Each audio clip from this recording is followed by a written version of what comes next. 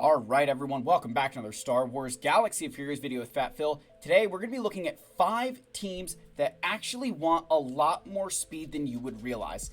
And I'm going to preface this video with saying that we'll be talking about the way that they interact both with speed and turn meter gain, and that by adding speed to these characters and to these teams, you can be more effective in Grand Arena, get more out of them in PvE content, and just kind of explain how those factors come together. So please like and subscribe, comment down below. Let's give our shout to the channel members, as always, for their continued support. If you're ever interested, link down below, along with a link to the Discord server. Go check that out, guys.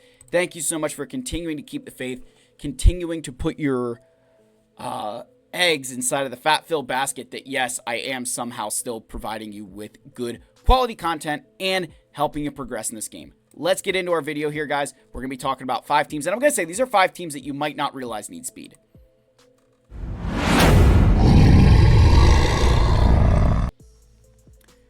All right, so we're going to be starting off strong, and you all are going to hate me, but the truth of the matter is the Trench team really does benefit from having a lot of speed. This is a team that kind of sneaks up on you with how fast it can be. So number one, what you need to understand in Trench's leadership is you get 10% speed for each ally with tech and enemy with extortion. Now, let's make sure you understand what 10% means. 10% speed on my Admiral Trench takes him from 307 to 337 speed. That's with one instance of tech at 10%. You can get 30% just from having 3 instances of tech on the field, right? Remember, Tambor is the one that passes out tech, right? He's got his 3 different pieces of tech. He passes all of those out, and now my Admiral Trench is right just shy of 400 speed. So, yeah, like 30% is a big deal, and that's without considering extortion on any enemies. You get extortion out there even faster. So that's a big part of his kit. And then another element here that you're going to want to keep in mind with Admiral Trench, again, he has stagger, which is always great.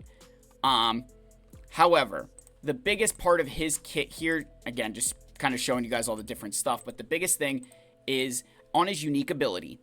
When another non-droid Separatist ally is damaged, defeated, or evades, Trench has a 50% chance to gain 100% turn meter. Now, it's limited once per turn, but think, every time you damage somebody, they're flipping a coin of if he gets to take a turn or not. So Trench can really just, making him fast will ensure that, hey, you didn't get that extra turn meter boost, he's going to take some turns. But by making him fast, you're ensuring that you can get those plays off and that you're not reliant on those teams, right? Adding that speed, particularly with the 10% speed boost, can be really important to this guy's kit. And we want him to get out fast. Like, this is a team that does like to get out fast. Next, we have Count Dooku. Now, the big thing here with Count Dooku is, again, make sure his basic, he can attack twice. But in the Master of the Makashi, all non-tank Separatist allies gain 15% turn meter and stealth for 2 turns. So if Dooku uses this special ability, that's 15% turn meter juice to your team. And then in his Flawless Riposte, when he counterattacks, or it says when he attacks out of turn, he gains 15% turn meter. Remember, he can double tap on his basic. That's whether it's an assist or a counterattack. So there's a lot of instances for him to gain turn meter. One of the things you'll hear me say a lot in these videos, in this video today, speed and turn meter are very different. The way that speed works is that it generates after every turn in the game. So my Dooku is 307 speed. That means it's going to take him 4 turns to get over 1,000 turn meter, right? Your turn meter bar is 1,000 turn meter. So it takes Dooku 4 turns to fill that bucket up, and he will have, a little over 1,200 speed, 1,200 total turn meter. With, the Trench leadership where he's got 10% speed, he's now above 333 speed, so he'll get there in 3 turns, right? So those turns are happening behind the scene. You don't see those happening, but they're generating. What turn meter does is it's going to take whatever amount of turn meter you have right now. So, hey, you're in the middle of turn 2, and Dooku has, say, has 700 speed. if he uses Master of the Makashi, while in that turn, he goes from 600 to 750 for the sake of argument. So that's what turn meter does. It just, without, the game moving into a new turn, it's giving everybody turn meter. That's the way the whole Veers team works. You ever wonder why that team runs that turn meter train? It's because they're in turn 3 and have just gained so much turn meter throughout that the enemy team can't move because they're not generating it. So that's the difference between turn meter and speed. That turn meter will supersede speed. That if you're just filling turn meter, doesn't matter how fast the enemy team is, they can't get a turn, right? They need turns. Turn meter will just, boom, you get it right away. Jango is in this team. Jango does not have any additional speed. However, he does have a very fast base speed. So I just wanted to mention that while he doesn't have anything to increase speed, turn meter, he is a very fast character and someone who does benefit from additional speed. Nute Gunray is here. Now, Nute doesn't have anything inside of these abilities that will generate him speed, right? There's nothing in here that does anything like crazy. He can call assists, but with extortion, an enemy has a 30% speed reduction and a 30% reduction to their offense. So not only when you apply extortion are you reducing the enemy's speed by 30%, but remember, in that trench leadership, you're also getting an additional 10% speed for each enemy with extortion. So you're reducing enemy A by 30% speed, and then you yourself are gaining 10% more. It can be a huge swing, and it's one of those reasons why this trench team is so brutal to beat, because they're going to be really fast, and they have a lot of ways to remove turn meter, to stun you, to shock you, and fear. And then, hey, you've got extortion. Oh, and you're stunned, and now that's spread to somebody else, and they're even faster. So those turn meter gains, even though they're not massive like the Imperial Troopers, combined with how quick this team moves, there's a lot of pieces that can make it really hard to do well. And then finally, Wat Tambor.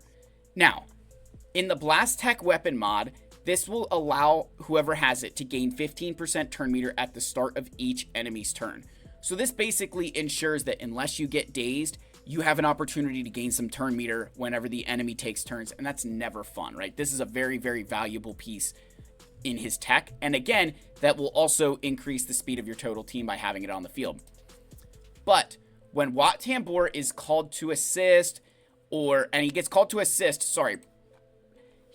assist whenever anybody with tech uses a special ability. So you use a special ability, you have tech, Wat will assist, and when he assists, he attacks out of turn, he will remove 15% turn meter. So not only are there ways to gain turn meter in this team, but there are ways with Trench, staggering people. Jango can stagger, but particularly with Wat Tambor, his basic will just remove turn meter. And it can be really bad against certain teams when he's removing your turn meter. You feel like you never get a turn. That was a long-winded explanation.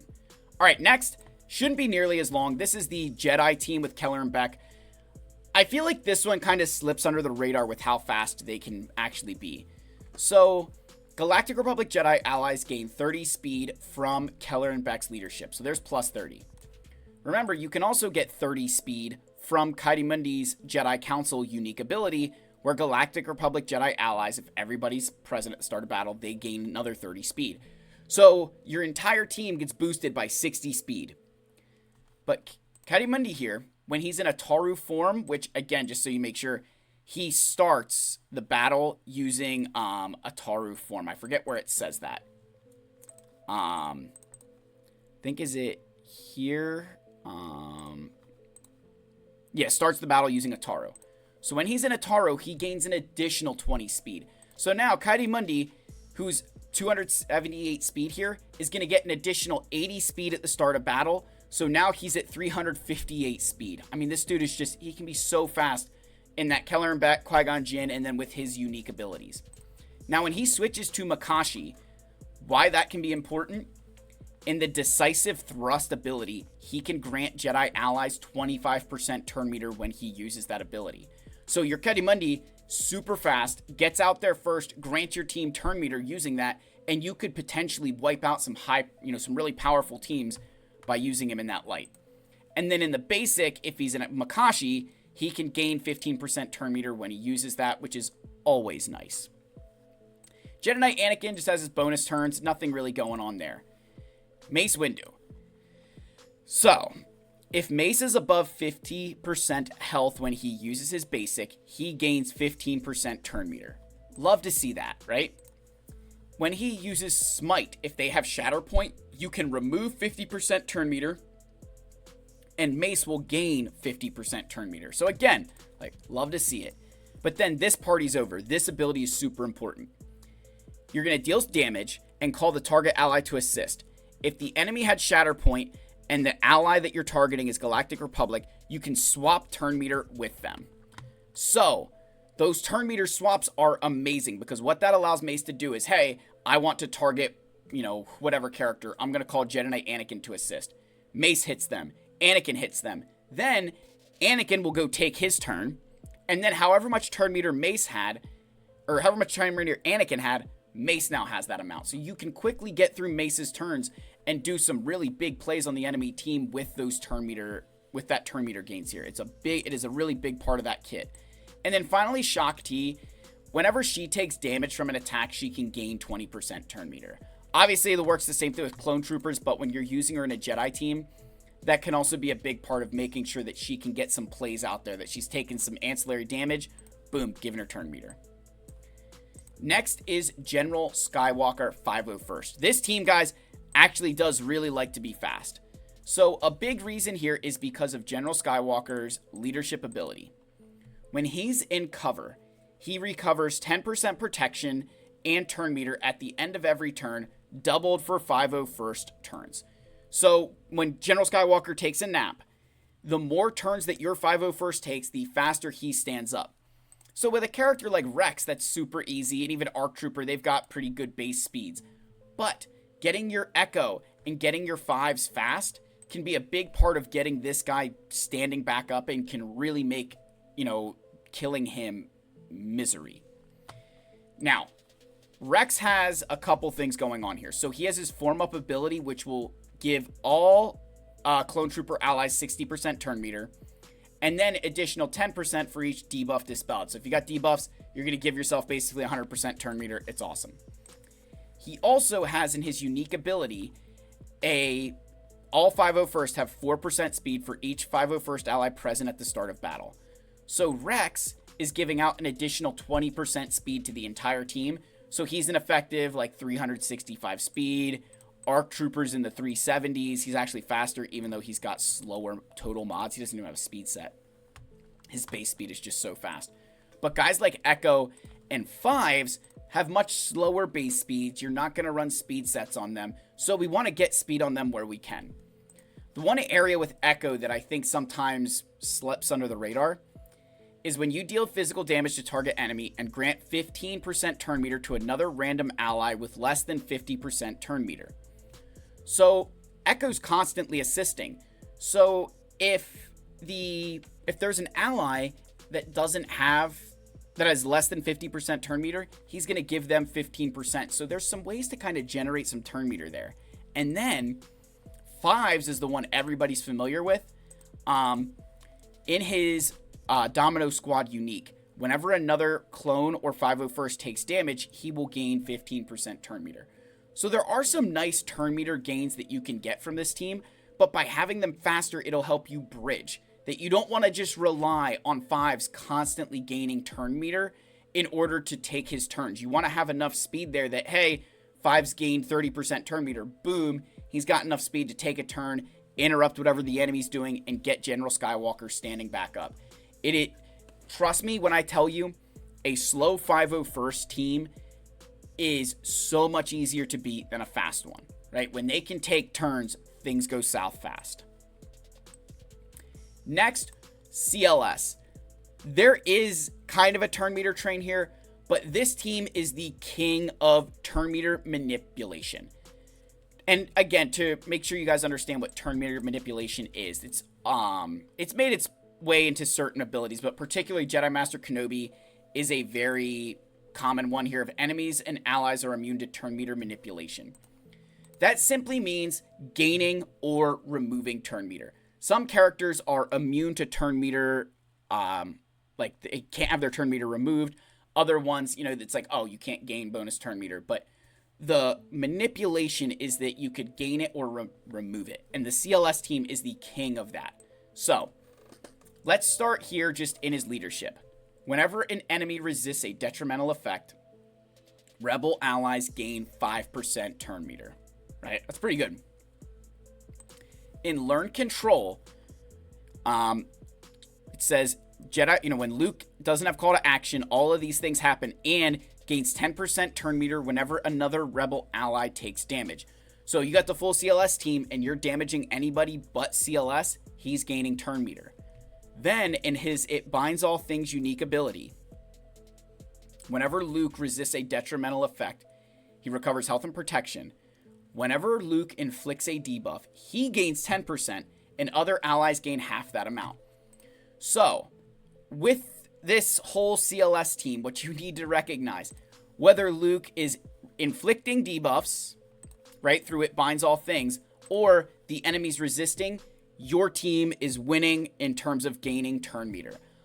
In this particular instance, it's better for Luke to inflict debuffs, but I personally like to keep Daze off of this team, keep Target Lock, which is why they're modded for Tenacity, but they can get a lot of turn meter generated from those abilities. Then remember on the basic, if the target has, you can inflict speed down, defense down, and if the target already had speed down, we're going to remove 30% turn meter. And then in Use the Force, you can actually remove 100% turn meter from the target enemy. So a lot of turn meter manipulation inside of his kit between gaining and losing.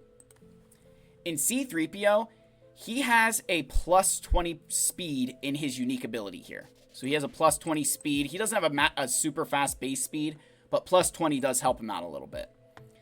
The big thing here is on his basic ability, he can reduce the turn meter of the target by 6% and an additional 3% for each stack of translation. He can get up to 3 stacks, so you can remove up to 15% turn meter on C-3PO's basic ability. Again, more manipulation. Love to see it.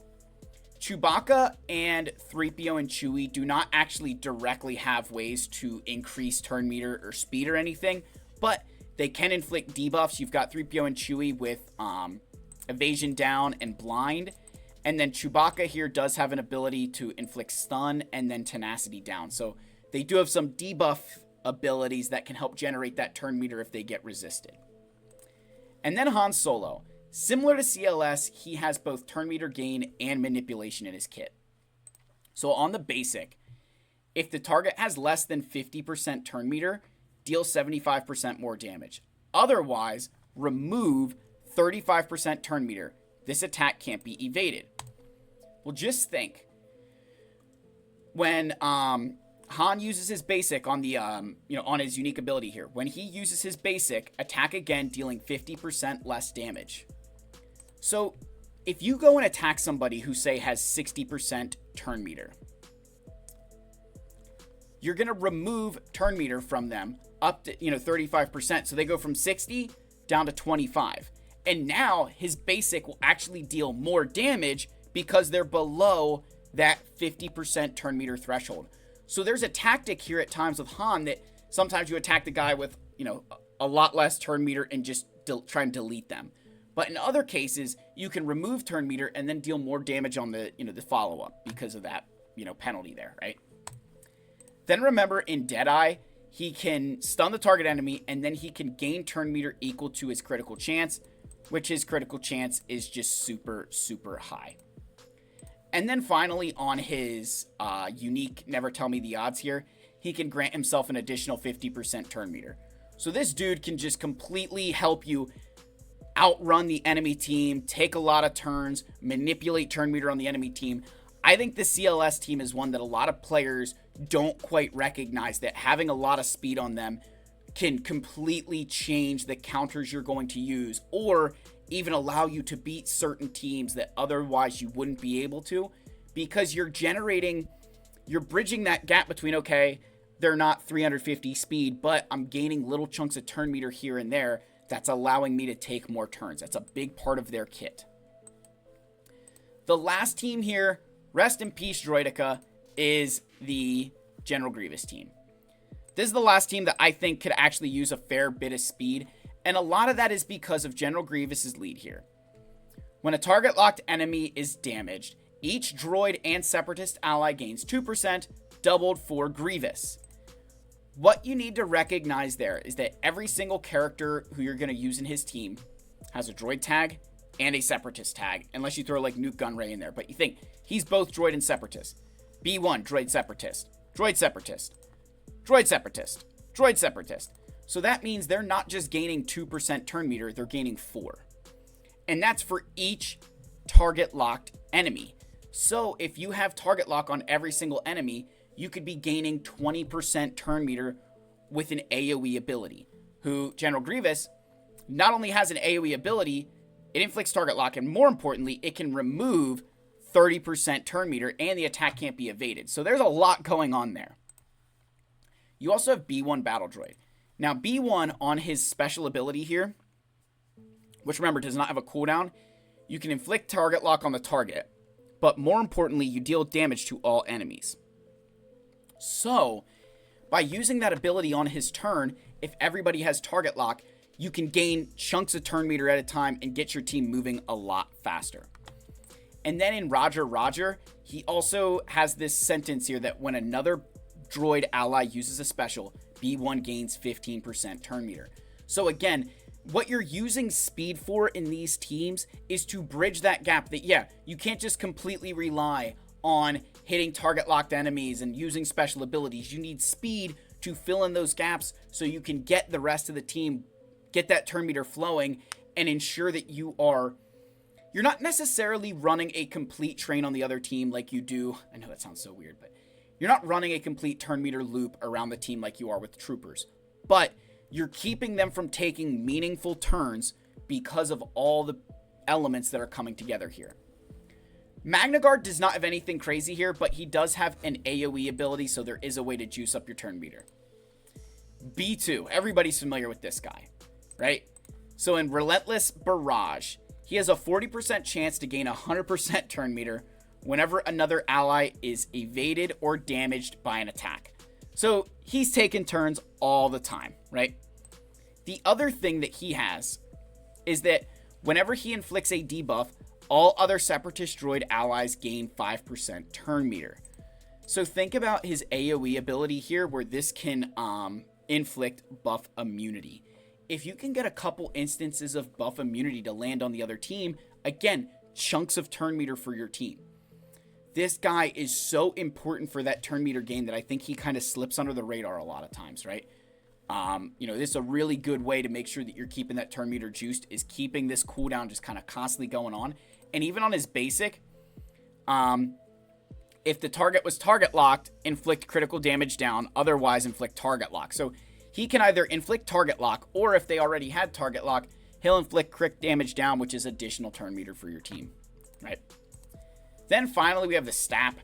Now, with the Stap on the basic here, you can inflict pinned if they're already suffering from target lock, which that is can't gain bonus turn meter and minus 25% speed, which is never fun, right? He's got an AoE ability, so again, that'll make sure that you're juicing up turn meter. This, you can... Where's it at? Recover this, target other ally attacks, depending who you call. Again, turn meter. Now, the unique, I'm not 100% familiar with how this thing works, to be perfectly honest. Like, this whole all Separatist droids lose 15% turn meter. I'm not quite sure how that, with the Omicron, that goes away. But it does gain additional speed for each stack of overcharge. So there are some things that you can do there that are really nice. Now, Droideka is the last one I want to mention here. Droideka is kind of unique with speed.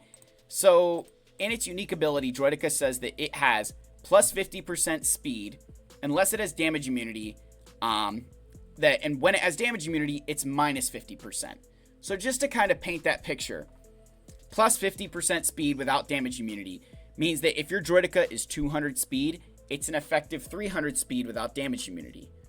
But if it has damage immunity, it's an effective 100 speed. So that's a massive swing, right? 50%, it's a massive swing in the amount of speed. Now, the reason that can be important is that deal physical damage. Additionally, if the target has higher speed than Droideka, deal true damage, which scales based on the difference in their speed. So if your droideka is slow and the character you're attacking is really fast, you're going to get a lot more damage dealt to that enemy. Then on the, this is another one, it, you know, deals true damage, right? So that's not a big deal. And then in the, I think it's still in this one here, that droideka, yeah, whenever an enemy takes a turn, it gains 10% turn meter and charge. And it recovers protection when it damages a target locked enemy. And I think, where is it? Is it in this one here? Where's the whole, come on thing?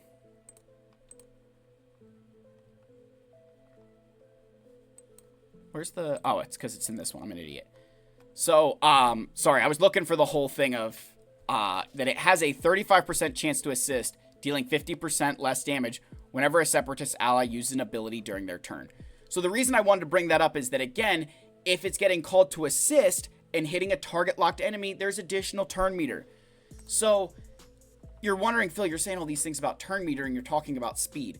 The reason speed plays a role in, you know, a bunch of these teams that are utilizing turn meter at times is because having that speed makes that turn meter more valuable. That if you're, you know, 100 turn meter away from taking a turn and your enemy is 100 turn meter away from taking a turn, and they're going to get there first, but oh, you got a bunch of turn meter, guess what? You take that turn and you could be giving your team additional turn meter, or even more so, you could be removing their turn meter to allow the rest of your team to take turns. So guys, those are just a few teams that I think can really benefit from having more speed. And I'm not saying that I'm the best with that. I could use a lot more speed on these guys. But these are ones that I think a lot of players don't necessarily think about when it comes to speed. You know, everybody loves to talk about their Imperial Troopers being fast and Inquisitors and, you know, Bo-Katan Mandos and Starkiller teams, but, you know, Bad Batch. But those are 5 that I think deserve a lot more speed than we always realize. Let me know your thoughts. I love you all. May the Force be with you, and I'll see you in the next one. Cheers, my friends.